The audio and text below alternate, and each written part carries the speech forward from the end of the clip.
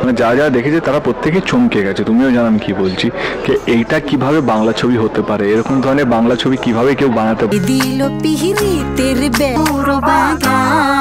Finally Shakib খানের তাণ্ডব সিনেমার আইটেম গান দেখে কি বললেন কলকাতার জনপ্রিয় নায়ক দেব। কি বলেছেন দেব জানাবো এই ভিডিওতে সব বিস্তারিত।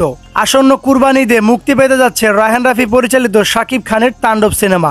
সম্প্রতি এক রাতের মধ্যে শাকিব সাবিলার লিচুর বাগান গানটি বর্তমানে সমস্ত সোশ্যাল মিডিয়ায় বেশ সাড়া ফেলে দিয়েছে।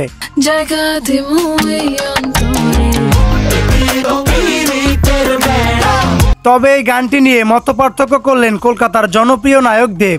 বাংলাদেশের ইতিহাসে এত জঘন্য এবং খারাপ সিনেমা কিভাবে হতে পারে? তবে এই গানের মধ্যে শাকিব খান এবং সাবিলার যে অশ্লীলতা দেখা গিয়েছে সেটা আমি আশা করতে পারিনি। আর যাই হোক, এই গান নিয়ে অনেকের মধ্যে দ্বিধাবোধ থাকতে পারে, কিন্তু সমস্ত শাকিব ভক্তর কাছে গানটি ভালো লেগেছে। অস্বাভাবিক রকম ভয়ঙ্কর, যে যেখানে অবস্থান করছেন এবারের কুরবানি ঈদে সবাইকে বিপদের সিগন্যাল দিয়ে সিনেমা হলে আসছেন মেগাস্টার শাকিব খান। শাকিব খানের তাণ্ডব সিনেমায় কাজ না করতে পেরে এইসব উল্টাপাল্টা মন্তব্য করছেন দেব। আজ এই পর্যন্তই, দেখা হবে পরবর্তী কোনো ভিডিওতে।